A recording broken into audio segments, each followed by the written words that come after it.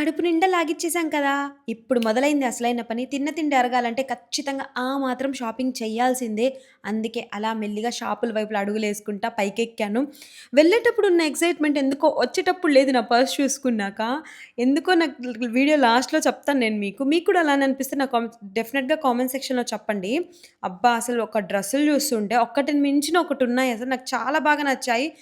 మనసేమో కొనమని, పర్సేమో కొనొద్దని అని చెప్తుంది. ఫైనల్‌గా అయితే కొనేసానబ్బా! షాపింగ్ చేయడం అనంటే డ్రెస్సులు కొనడం ఇది కాదు. ట్రయల్ రూమ్ దగ్గర వెయిటింగ్, బిల్లింగ్ కౌంటర్ దగ్గర క్యూ ఇది చూస్తే తలనొప్పొచ్చిద్ది. ఇక ఎట్టకేలకు ఫైనల్‌గా బట్టలన్నీ కొన్న తర్వాత నా ఫేస్‌లో ఆ స్మైల్ అసలు అదిరిపోయిద్దసలెందుకో. ఎందుకంటే ఇంటికెళ్ళాక ఫ్యాషన్ షో చేయాలి గదా నేను అందుకు.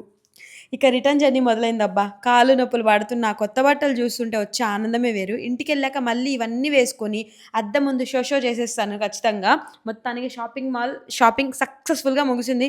నా షాపింగ్ గోల మీకు నచ్చితే లైక్ చేయండి. అలానే మీ ఇంట్లో కూడా ఇలా జరుగుతదో లేదో కామెంట్ సెక్షన్‌లో చెప్పండి.